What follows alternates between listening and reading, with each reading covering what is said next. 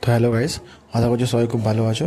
আজকে জানবো কোনো রকম ইকুইপমেন্ট ছাড়া কীভাবে আমরা আপার বডিকে ডেভেলপ করতে পারি অনলি পুশ আপ দিয়ে। যেটা প্রথমে হচ্ছে স্ট্যান্ডার্ড পুশ আপ, আমাদের চেস্ট এবং ট্রাইসেপ মাসেলকে খুবই ডেভেলপ করতে হেল্প করে। নেক্সট, যদি আমরা হাতে ক্লোজ রেখে ডায়মন্ড পুশ আপ করি, যেটা আমাদের মেনলি ট্রাইসেপকে ফোকাস করে, আমাদের আর্ম সাইজ বৃদ্ধি করতে ডায়মন্ড পুশ আপ খুবই কার্যকরী। বাট আমাদের রেঞ্জ অফ মোশনটাকে ঠিকভাবে ফলো করতে হবে যাতে আমাদের শোল্ডার নিয়ে ইনজুরি হয়ে যায়। নেক্সট আমরা যদি আসি, তো এরপর আমরা ক্ল্যাপিং পুশ আপ করতে পারি, যেটা আমাদের স্ট্রেংথ এবং আমাদের ফ্লেক্সিবিলিটির উপর ওয়ার্ক করে। কিন্তু এটা একটুকুনি সঠিক রিদমের সাথে এবং সঠিক রেঞ্জ অফ মোশনের সাথে করতে হবে, তাহলে আমাদের স্ট্রেংথ অনেক বেশি ডেভেলপ করতে পারবে।